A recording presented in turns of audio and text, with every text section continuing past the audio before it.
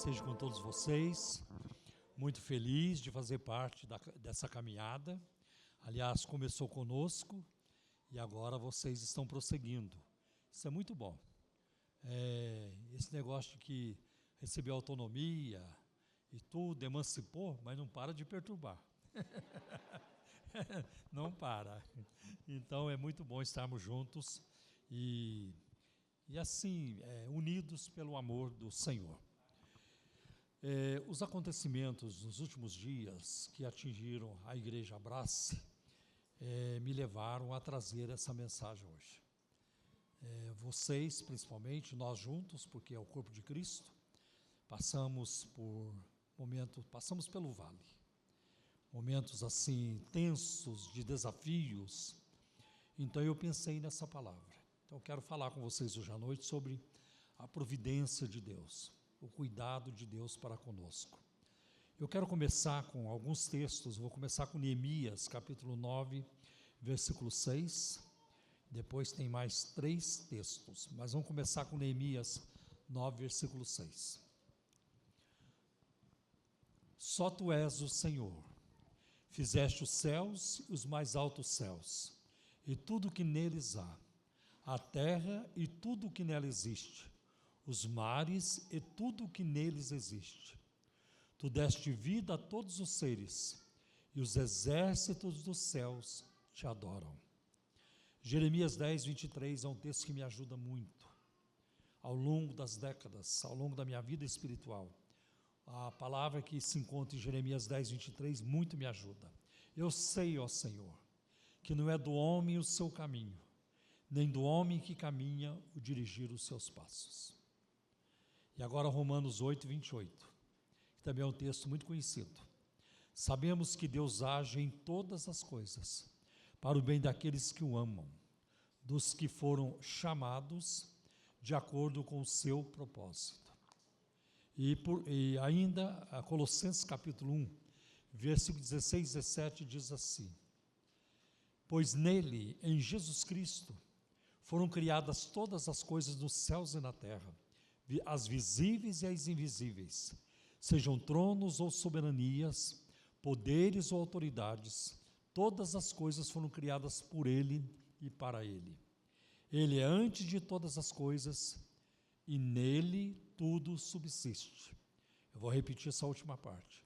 Em Cristo tudo subsiste, tudo depende dele. E para confirmar esse final de Colossenses 1,17, eu cito ainda Hebreus 1 e 3, que diz que o Filho sustenta todas as coisas pela palavra do seu poder. Você pode imaginar que todas as galáxias, planetas, estrelas, rios, tudo que é macro, tudo que é também micro, tudo depende de Cristo. É Jesus quem sustenta todas as coisas. Então, quando a gente olha para aquele bebê lá em Belém, aquele garoto lá no templo, aos 12 anos, falando com os doutores, quando nós vemos aquele moço já com 30 anos no seu ministério, 33, ele morrendo na cruz, aquele homem, aquele moço é o Criador de todas as coisas, digno de toda a nossa adoração, de toda a honra, de toda a glória. Aliás, é o que os anjos, que são seres inteligentes, fazem, é que aqueles seres ao redor do trono fazem continuamente, adorando o Senhor, e nós faremos também, já estamos fazendo, já estamos ensaiando. Eu peguei uma ajuda de um autor chamado Greg Allison, um livro que ele publicou, 50 Verdades Centrais da Fé Cristã, publicado pela Edições Vida Nova. Este livro me ajudou na preparação dessa mensagem. O que é providência? A providência é o trabalho contínuo de Deus por meio do qual Ele sustenta a existência do universo criado e de tudo que ele contém, dirigindo para o seu propósito designado. Deus tem propósito, Deus não tem sonhos. Você ouve muito em pregações por aí, os sonhos de Deus, eu quero viver o sonho. Não, Deus não sonha. Não dá para imaginar Deus dizendo para Gabriel ou Miguel lá no céu: eu tenho um sonho, não sei se eu vou conseguir, não sei se eu vou chegar lá, mas eu tenho um sonho. Isso não cabe para um ser que é onipotente, onisciente, onipresente. Deus não tem sonhos para nós, Ele tem planos, Ele tem projetos para nós. É a sua vontade que deve se cumprir na nossa vida. Agora, nós temos sonhos, e nós devemos ter sonhos, né? E vocês tomem muito cuidado com os pastores, porque os pastores são sonhadores, são os que mais sonham. Eu quero isso, eu quero aquilo. Eu venho aqui e já fico imaginando, quando um dia vocês comprarem esse terreno, porque aqui é muito bom, né? Fazerem 2 subsolos de garagem, né? Aí depois vão subindo, vários andares. Ixi, vai ser demais, né? Então, sonhou, né, irmão? Sonhou, né? Eu também sonhei isso por vocês. Ainda tenho sonhos lá para nós, na Igreja Cristã da Trindade. Providência é a atividade pela qual Deus cuida continuamente de tudo quanto criou, provendo as necessidades da sua criação. Ele alimenta todos, né? Agora, tem também a palavra preservação, que é muito importante. Preservação é a obra divina que mantém a criação funcionando do modo como Ele projetou. Ele manda. Tem muita gente que não gosta dessa ideia. Não quero nada com Deus e tudo isso, tudo bem. Você pode até falar que não precisa de um milagre hoje. Também concordo, não vai precisar mesmo. Mas um dia vai. Todas as pessoas um dia vão precisar de um milagre, né? Todas as pessoas. Então, como Ele projetou. A doutrina da providência afirma que um dos atos contínuos e poderosos de Deus é manter o universo que Ele criou e prover suas necessidades. Isso mostra o relacionamento contínuo de Deus com a sua criação. Deus interage com a sua criação. E aqui entra também uma palavra que é governo, né? Governo. Governo é a obra divina de direcionar a criação para o fim planejado por Deus. É a orientação que Deus dá à criação de acordo com o seu plano para realizar o seu propósito. Então, tudo que acontece, existe um propósito de Deus. Deus criou um mundo que era inicialmente bom e fez seres humanos como pessoas íntegras. Elas pecaram, causando grandes danos à ordem criada. Agora Deus está redimindo o seu povo dos seus pecados e de sua condenação. Um dia Deus agirá para terminar a presente existência e renovar todas as coisas. É muito interessante uma palavra que aparece em 1 Pedro 4, versículo 7. O fim de todas as coisas está próximo. Porque no cristianismo a visão da história é uma visão linear. Ela vai como uma linha. Ela teve um princípio, ela vai ter um desfecho, né? Vai ter um desfecho. É bem contrário da visão oriental, onde a história é cíclica, ela vai se repetindo. E por isso eles creem muito na reencarnação.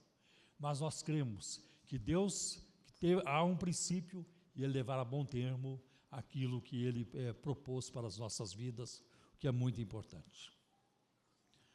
Existem 2 tipos de providência. Existe a providência especial. Deus determina, aqueles que creem que Deus determina e controla tudo o que ocorre nos mínimos detalhes. Então, se eu for no supermercado para comprar um café, e eu estou lá, o Três Corações, o Pilão, o Brasileiro, o Melita, e se eu compro o Três Corações, foi Deus que fez eu comprar.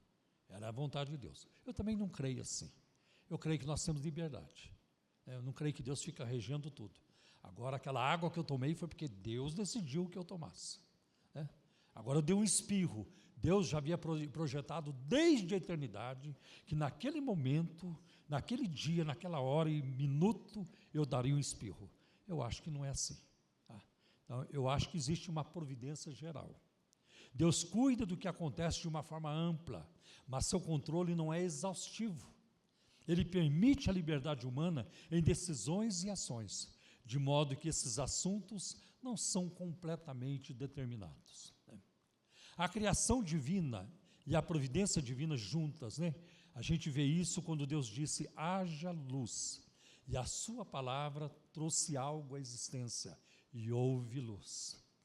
Quanto à providência, a terra produziu os vegetais, plantas dando sementes segundo as suas espécies, e árvores dando frutos que continham a sua semente, segundo as suas espécies. Está em Gênesis capítulo 1, versículos 11 e 12.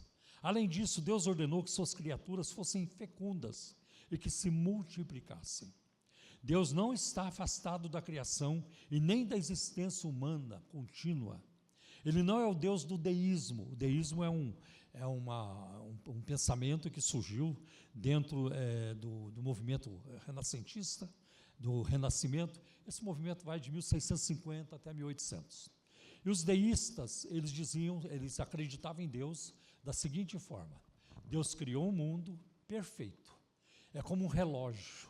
Deus é o relojoeiro e Ele criou um mundo como um relógio.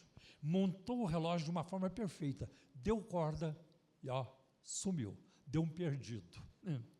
Deus não ama a sua criação, Deus não tem nenhum interesse na sua criação, Deus não quer nada com a sua criação, deixa a criação lá se virar. O relógio vai funcionar. É assim um Deus impessoal e muito distante. Não é esse o Deus da Bíblia, que ama a sua criação, que interage com a sua criação. O Deus da Bíblia ama tanto a sua criação que Ele entrou na sua criação. Ele tornou-se homem, Ele foi feito semelhante aos humanos, Ele entrou no corpo humano. Acho isso muito interessante também. A providência de Deus se estende também ao mundo não racional. Fenômenos físicos como vento, fogo, chuva, neve, ocorrem de acordo com o plano de Deus. As estações, tudo isso segue o plano de Deus. E nós vemos isso, por exemplo, no Salmo 148, no versículo 8 diz que relâmpagos e granizo, neve, neblina e vendavais cumprem o que Ele determina. O reino vegetal, o reino animal e todas as criaturas dependem da providência de Deus para o seu sustento. Se não houver chuva, a terra seca. Lança semente, ela não vai nascer, né? Se houver uma estiagem prolongada, um inverno rigoroso demais, isso afeta também a lavoura. E como é que nós vamos ficar nessa situação, né? Então, eu acho isso muito importante. A providência divina, ela abrange o começo e o fim de cada vida humana. Deus cuida do desenvolvimento de um feto no útero e todos os dias da vida desse novo ser humano foram estabelecidos no dia do nascimento, ou no dia da concepção. Aí Deus já determina também, já foi estabelecido o dia do nascimento, por exemplo. Eu não escolhi o dia em que eu nasci, não coube a mim escolher. Eu também não pude escolher a família em que eu ia nascer, né? Mas Deus já tinha determinado. A criação, que tipo de corpo eu teria, o meu casamento, se eu me casaria ou seria celibatário, morreria solteiro, família, carreira, né? O momento, o momento da morte e a circunstância, como é que nós vamos morrer. Isso tudo já foi determinado por Deus. Está lá, quem precisar de mais informação, basta ler o Salmo 139, versículo de 13 a 16. Embora eu não conheça o futuro, Deus conhece. Eu não preciso me preocupar com o futuro, porque o nosso Deus já está lá no futuro. O mesmo Deus que está conosco aqui hoje, já está nos esperando daqui a 20 anos, 40 anos, e Deus sabe o que nós estaremos fazendo no céu daqui a 500 anos. Glória a Deus. Espero que seja no céu, né? Vamos com fé em Jesus, pela graça de Deus, que seja no céu. A providência, ela inclui as boas ações das pessoas, boas. Efésios 2, versículo 10 diz que nós somos criados para praticar as boas obras. Então, você e eu devemos praticar boas obras. Não é para salvação, mas é para galardão. E também as más ações das pessoas más, como diz Provérbios 16 e 4, que Deus criou o ímpio para o dia mau. Falando sobre os irmãos que o tratavam com maldade, José no Egito afirmou, lá em Gênesis 50, versículo 20, vocês planejaram o mal contra mim, mas Deus o transformou em bem. Eu acho que é muito bonito essa questão aqui sobre José. Eu poderia citar muitos outros personagens da Bíblia, mas eu vou me deter no José, porque não podemos estender demais. No momento certo, José foi jogado na cisterna. No momento certo, os ismaelitas apareceram, e os irmãos de José negociaram a retirada dele da cisterna, e o venderam para os ismaelitas. No momento certo, José foi vendido para Potifar. E ele foi acusado pela esposa de Potifar. Vocês conhecem a história. Ela queria viver um caso com ele, uma aventura sexual com ele. Ele não consentiu de maneira alguma. Ele entrou nisso. E ele então foi acusado por ela. Olha, esse hebreu, ele me afrontou, né? Ele abusou de mim, tudo isso. E com isso ele foi preso, né? Então ele foi acusado. E no momento certo, o padeiro e o copeiro do rei, do faraó, entraram na prisão e conheceram José. Eles se conheceram. No momento certo, o faraó teve um sonho perturbador, né? E ninguém conseguia decifrar o sonho do faraó. E é interessante que lá na prisão, quando o copeiro do faraó e o padeiro do faraó, eles foram para a prisão, tinham cometido lá cada um os seus pecados para com o faraó, e lá na prisão eles tiveram um sonho, cada um teve um sonho. E o padeiro, no dia seguinte, eles conversaram com José, e o padeiro falou para ele: eu sonhei que eu estava com 3 cestos de pães na cabeça, e as aves do céu vinham, né, e elas comiam aqueles pães, né. E aí o copeiro falou assim: eu sonhei que eu estava com 3 frascos, acho que é 3 frascos ou vasilhas de vinho, e eu entregava o vinho na mão do faraó. E José interpretou, falou para o padeiro: dentro de 3 dias, você será tirado da prisão e será enforcado. E para o copeiro ele disse: dentro de 3 dias, você será tirado daqui da prisão e vai novamente entregar o copo na mão do faraó. Tá? E aconteceu como José disse. Mas José fez um pedido para o copeiro: quando você estiver diante do faraó, lembre-se de mim, fala com o faraó sobre mim, que eu não cometi crime algum, que eu sou gente boa, né, que eu estou aqui injustamente, e quem sabe ele me tira aqui dessa prisão. A Bíblia diz que o copeiro esqueceu de José. Na verdade, Deus não permitiu que ele se lembrasse. Deus não permitiu. Deus fez com que o copeiro se esquecesse de José. Porque se José saísse da prisão, através da intercessão do copeiro, o faraó ia dizer para ele: então tem um lugar para ele trabalhar lá na cozinha, né, ajudar a lavar louça, alguma coisa assim. Seria isso, né, seria isso. Mas no tempo certo, o faraó teve um sonho perturbador. E chamou lá os seus assessores, e astrólogos, e adivinhos, e sábios do palácio, e começou a perguntar: vocês me ajudem, né, me ajudem a entender esse sonho. E ninguém conseguiu. E o faraó ficou muito perturbado. E o copeiro viu. E naquela hora o copeiro se lembrou: José. Falou: olha, faraó, há um moço na prisão. E ele contou o que se passou, com ele e com o padeiro. E então o faraó disse: traga José. Já imaginou? Alguém chegando lá na prisão, oficiais do faraó chegando: viemos buscar José. E ele então tem que tomar banho, ele tem que tirar a barba, tá? Isso não é uma doutrina contra a barba, lembre-se disso. Não é uma doutrina contra a barba, tá? Há uma questão histórica por trás disso, né? E José se veste e vai lá para o palácio do faraó, e ele interpreta o sonho. Ele diz: olha, o sonho que você teve é um só.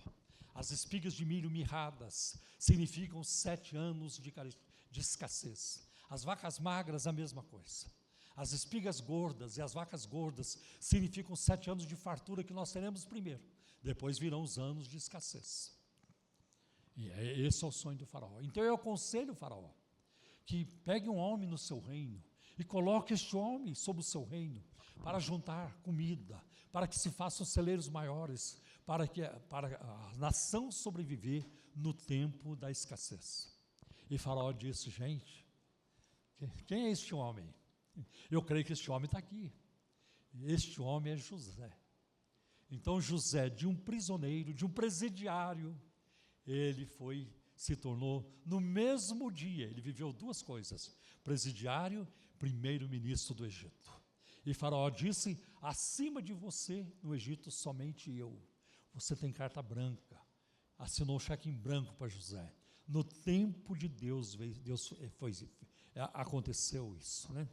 Aí nós vamos ver que no tempo de Deus, né, nós vamos ver que houve fome na terra. Jacó envia os seus filhos lá no Egito, José os reconhece, há todo ali um reencontro que é muito emocionante, eu gosto muito disso, né? E aí a família de José se muda para o Egito, depois de tudo. Tudo aconteceu no momento certo e da maneira certa. A providência de Deus livrou José da amargura e de um espírito vingativo. É muito ruim quando nós olhamos hoje na nossa nação, o Brasil, e nós vemos hoje um judiciário birrento, vingativo, que não julga segundo a Constituição do país, segundo as leis do país, mas é com a raiva. Eu tenho raiva daquele. Aquele também eu vou atazanar a vida dele, eu vou destruir a vida dele. É muito ruim conviver com isso. Mas a providência de Deus livrou José da amargura e de um espírito vingativo. Observe a providência de Deus na vida porque ele disse, olha, os irmãos achavam que José ia persegui-los agora. Agora ele vai acabar conosco. José diz, não tenham medo. Aquilo que vocês intentaram para o mal, Deus transformou em bênção. Tem muita coisa na nossa vida que nós achamos foi mal, foi muito mal. Por que aconteceu isso? Deus sabe por quê. Deus sabe por que aconteceu. Às vezes você não passou no vestibular, às vezes você perdeu um voo, às vezes um pneu furou na estrada e segurou você por alguns minutos, ou quem sabe horas, na beira de uma estrada. A gasolina acabou, você não sabe o que estava lá na frente. Deus sabe de todas as coisas. Isso está escrito na carta de 1 João. Observe a providência de Deus, né? Na vida dos patriarcas, na preservação de Moisés no êxodo do Egito, na peregrinação pelo deserto, no encontro dos espias com a Raabe, lá em Jericó, na conquista da terra prometida, na monarquia de Israel, a providência de Deus nos profetas, na cura de Naamã, no exílio babilônico, na reconstrução do templo por Neemias e outros, na vida de Ruth, de Noemi, de Esther e nas profecias cumpridas. Quanta providência de Deus, quanto cuidado de Deus. Veja o crescimento da igreja primitiva, já mencionado aqui pela minha esposa, as viagens de Paulo, os concílios da igreja, a reforma protestante, as missões modernas e seus missionários, a expansão mundial do movimento pentecostal e a preservação da palavra de Deus. Como a palavra de Deus é atacada, como ela é perseguida, mas ela permanece para sempre. Jesus disse, os céus e a terra passarão, mas as minhas palavras nunca hão de passar. Isso é a providência de Deus também em relação à sua palavra. Veja a providência de Deus na sua e na minha vida, nas internações hospitalares, nas cirurgias, na aprovação de um concurso ou de um vestibular, na proteção nas viagens, na escola dos filhos, na dívida que foi paga, na dívida que foi recebida, na cura das enfermidades e na salvação dos perdidos. Mesmo quando tudo dá errado, ainda deu tudo certo. Quando você pensa, deu tudo errado, do ponto de vista celeste, deu tudo certo. Um dia você vai entender. John Flavel, ele conta em seu livro chamado Providência, um mistério, que Agostinho, um dos pais da igreja, estava indo a uma certa cidade para ensinar o povo de lá, e levou consigo um guia para mostrar-lhe o caminho. Agostinho, um dos pais da igreja. O guia errou o caminho, tomaram outra estrada, mas chegaram em segurança. Depois ficaram sabendo que haviam escapado de uma emboscada preparada contra eles. Isso é a providência de Deus. Então, foi preciso alguém errar para alguma coisa dar certo. E muitas vezes é assim que acontece. E quando tudo deu errado, o que você perdeu? Você não perdeu a vida eterna, você não perdeu o perdão de Deus, você não perdeu a salvação, você não perdeu Jesus. Seria uma tragédia eterna se você tivesse perdido Cristo, ou se perdesse Cristo em algum momento na sua vida, mas perdeu um carro, uma casa, um dinheiro que se foi, ou uma parte até do corpo. Nada disso altera a nossa alegria, a nossa felicidade na vida eterna com Cristo para todo sempre. Glória a Deus.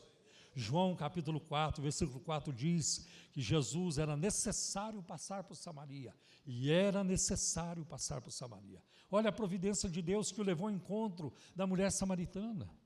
Segundo Atos capítulo 2, versículo 23, A crucificação de Jesus ocorreu de acordo com o claro plano de Deus e a sua presciência. Isso está lá em Atos 2, 23.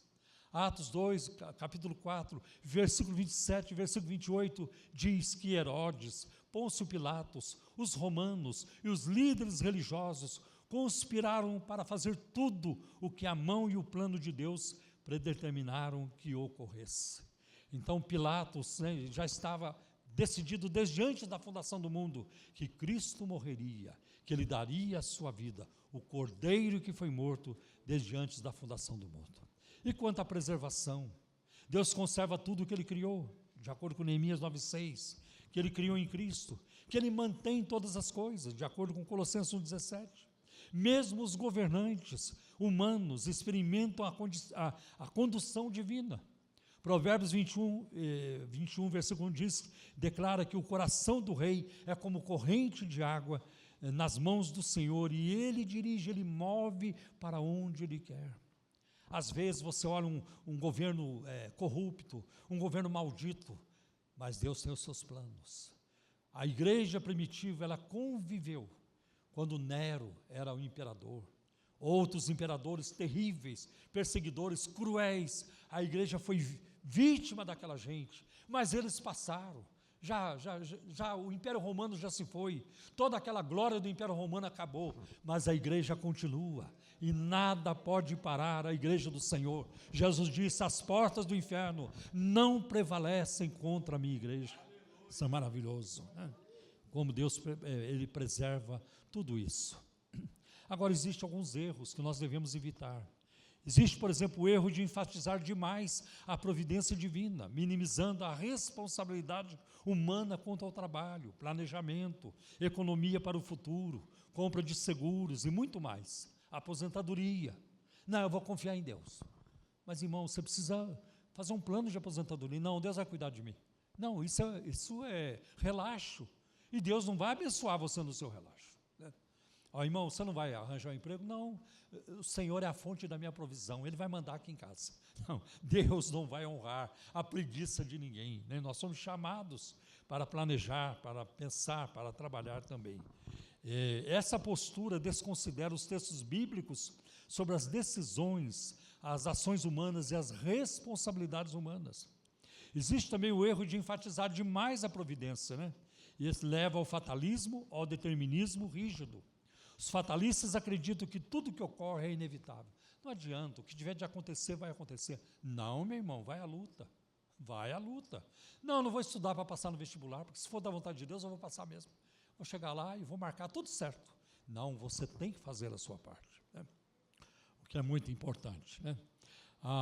Existe também o erro de enfatizar demais a responsabilidade humana, minimizando a providência divina.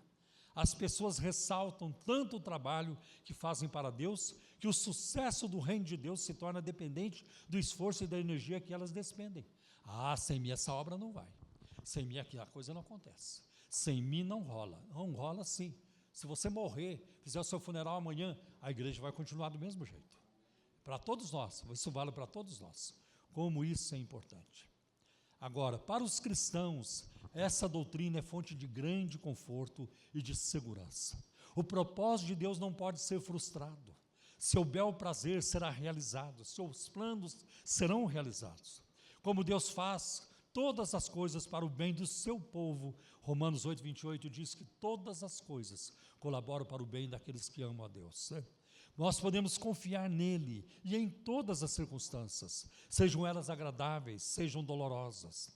Assim, a exemplo de Jó, os cristãos podem dizer: o Senhor o deu, o Senhor o tirou. Jó disse essa palavra quando ele perdeu tudo, perdeu seus filhos, perdeu seus bens, e ele diz: o Senhor o deu, o Senhor o tirou, bendito seja o nome do Senhor. Difícil, mas foi isso que ele fez. Jó, capítulo 1, versículo 21. A perspectiva correta também se reflete no modo pelo qual os cristãos planejam o futuro. Em vez de se contarem com a realização dos seus próprios projetos, eles deveriam dizer: se o Senhor quiser, viveremos e faremos isto ou aquilo. Aliás, essa é uma palavra que se encontra em Tiago, capítulo 4, versículo de 13 a 16. E Tiago exorta: ei, vocês que dizem, amanhã nós iremos a tal cidade, nós vamos contratar, nós vamos ganhar, nós vamos lucrar bastante. Vocês não sabem o que vai acontecer no dia de amanhã. O que é a vida de vocês? É como um vapor que aparece e desaparece. Ao invés do que vocês deveriam dizer: se o Senhor quiser, e se vivermos, faremos isto ou aquilo. O que é muito importante. Veja, a providência de Deus é uma providência abrangente. Eu fico feliz quando Deus responde às nossas orações. Eu fico feliz quando Deus cura, quando alguém paga uma dívida, quando alguém compra alguma coisa, vende alguma coisa, recebeu uma bênção de Deus. Há poucos dias um irmão lá na igreja, ele é corretor de imóveis, ele chegou numa alegria para o culto: pastor, fechei um contrato. Falei: que bênção, irmão. Eu me alegrei com ele, me alegrei com ele. Então, a providência de Deus, ela é abrangente. Deus sustenta todas as coisas.